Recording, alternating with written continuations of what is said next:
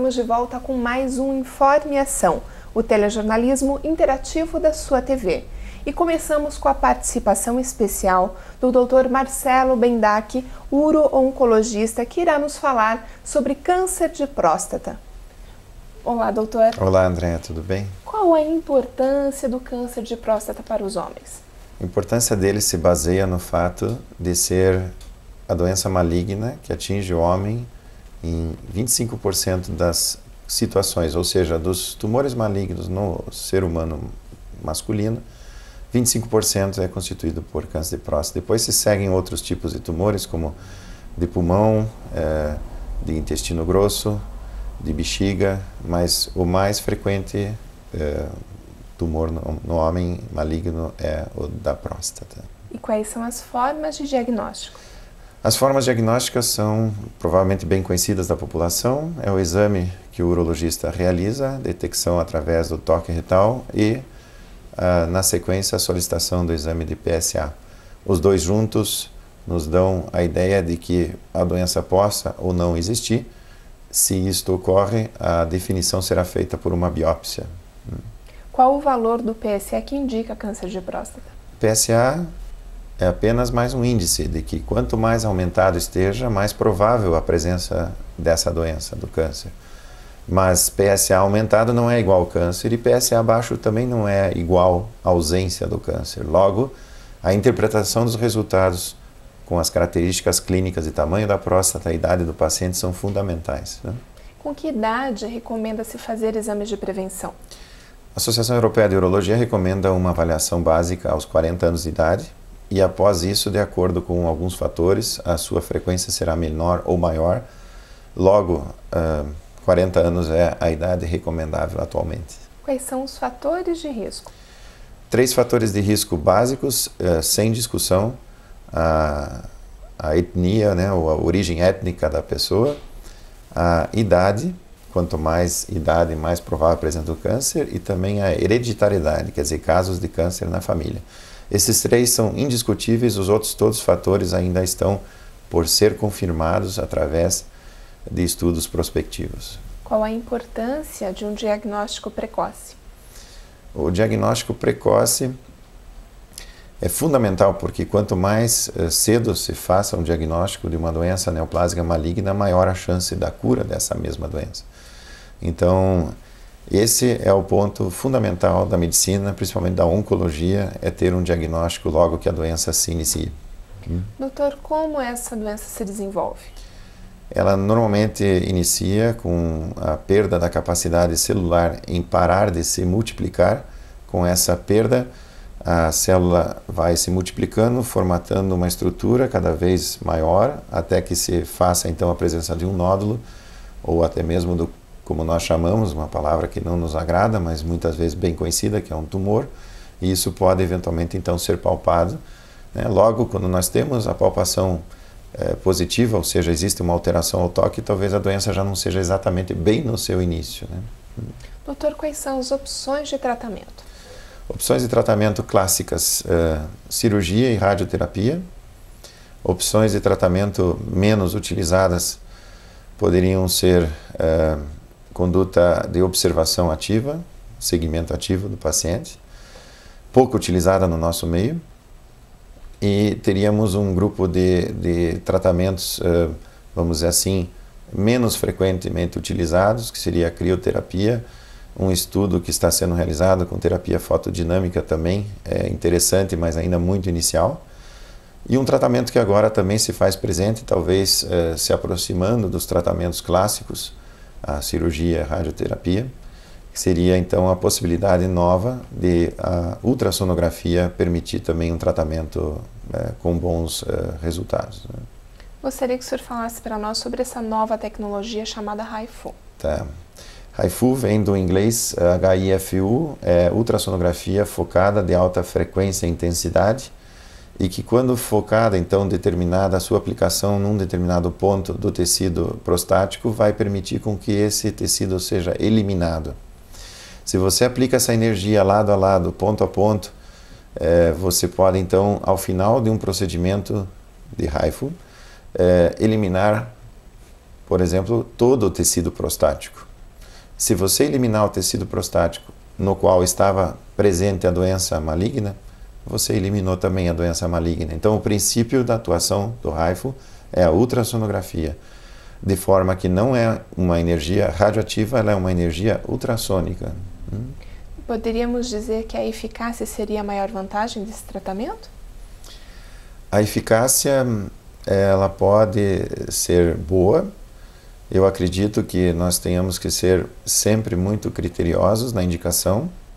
Ela, no nosso ponto de vista, não se constitui numa, vamos dizer assim, uma revolução na medicina, mas ela é mais uma forma de tratamento disponível ao paciente, que terá que ser avaliado pelo seu urologista, né, que terá que verificar características físicas da próstata, características da doença, e com isso, então, indicar ou não o procedimento. De modo que é um novo aqui no nosso meio, mas é um tratamento que pode ser aplicado em situações que eu diria também específicas, né?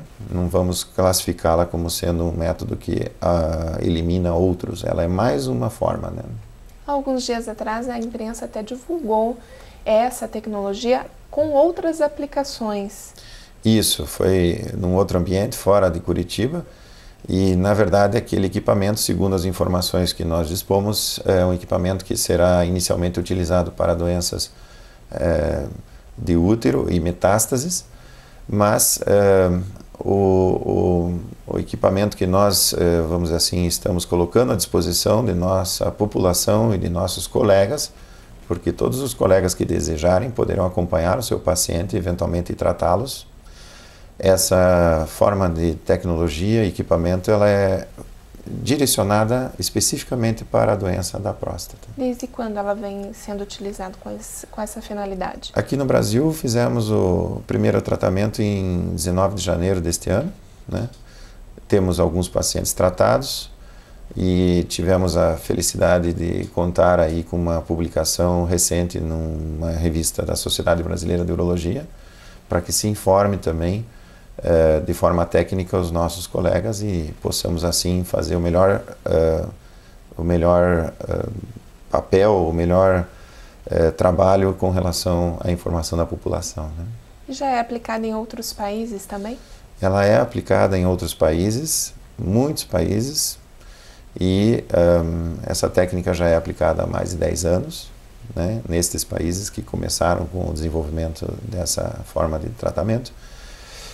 E no nosso meio poderíamos citar países aí como Canadá, México, Argentina, França, né? Então são vários países que estão utilizando isso. Fale-nos um pouco sobre a sua experiência profissional. O HIFU foi, na verdade, parte da minha formação quando eu estive na Europa e, na verdade, entre 94 e 98 tínhamos assim a aplicação dele mais voltada para uma forma de doença que não era essa. Mas quando eu voltei e comecei meus trabalhos, verifiquei que alguns pacientes se dirigiam ao exterior para a realização desse tratamento. Um primeiro paciente que fez isso foi em 1999 e nós consideramos que ele não estava bem orientado, mas ele fez o tratamento e há 10, 11 anos ainda apresenta níveis de PSA praticamente não detectáveis, ou seja, ele realmente conseguiu eliminar o seu problema. Logo, não só por esse paciente, mas pelo acompanhamento da literatura em eventos científicos, nós pudemos observar que esse poderia também ser um tratamento em casos selecionados, né? Em casos selecionados a gente diz por quê? Porque há que se ter algumas considerações sobre, por exemplo, o tamanho da próstata, o grau de diferenciação da doença, o valor do PSA não pode ser muito elevado, nós temos que considerar outras doenças que o paciente apresente, o desejo do paciente, e também pode eventualmente ser utilizado em casos, isso é muito interessante, talvez seja uma das principais aplicações, em casos em que outras tecnologias falharam, ou outros métodos falharam, né? Por exemplo, alguém que tenha se submetido ao tratamento por radioterapia e apresenta a volta da doença na próstata. O HIFU é chamado, então, quando aplicado numa situação de recidiva local, chamado HIFU de salvamento, esse tipo de técnica parece ser bastante interessante para esses pacientes, porque tem menor índice de complicações. Doutor, fale-nos sobre as suas participações em congressos. É com muita satisfação que falo sobre isso, né? São vários congressos que nós participamos. A maioria das apresentações que faço são sobre câncer de bexiga, câncer de próstata, sem dúvida nenhuma, o principal, e câncer de rim, né? Mas é uma situação que talvez os meus pacientes conhecem, porque volta e meia estamos assim participando disso e não podemos estar atendendo sempre. Na verdade, isso nos traz uma aflição, porque gostaríamos de estar sempre aqui, mas na verdade estamos buscando conhecimentos diferenciados para poder trazer justamente uma melhor qualidade de atendimento. Qual a melhor forma para se obter informações sobre tudo que foi falado? Eu acredito que o melhor caminho é aquele do seu urologista. Nós temos colegas não só em Curitiba, mas em várias capitais do Brasil e também no interior, muito competentes, pessoas que estão indo a eventos científicos, estão se atualizando. E essas pessoas, esses colegas, então principalmente urologistas, de posse de informações técnicas divulgadas nestes eventos e na literatura, também chamada informação escrita para nós, podem trazer a esses pacientes a melhor informação sobre quando aplicar, por que aplicar, quais os seus efeitos colaterais, quais as suas vantagens e desvantagens, né? Então, passaríamos a recomendar uma informação com o seu próprio urologista. Estes, talvez, se tenham necessidade, podem naturalmente contactar com o nosso, vamos dizer assim, grupo, mas consideramos essa forma de caminho a melhor para o paciente, né? Doutor, muito obrigada pela entrevista e finalizando suas considerações finais. Eu agradeço a oportunidade de falar sobre isso, né? Naturalmente, com muito respeito aos outros tipos de tratamento, com muito respeito ao paciente, que é o foco principal da atividade da medicina. Esse tipo de informação seria melhor que não necessitasse ser feita ou não necessitasse ser divulgada, mas como pode trazer benefício a vários pacientes, ela tem que ser feita. Então, a pessoa que o faz tem que ter noção de que ela estaria ajudando a população. Muitas vezes existe até mesmo no nosso meio um certo grau de preocupação com esse tipo de veiculação e de informação, mas ela deve ser feita. Isso não está relacionado a desejos pessoais, isso está relacionado a uma função maior, que é atender bem o paciente.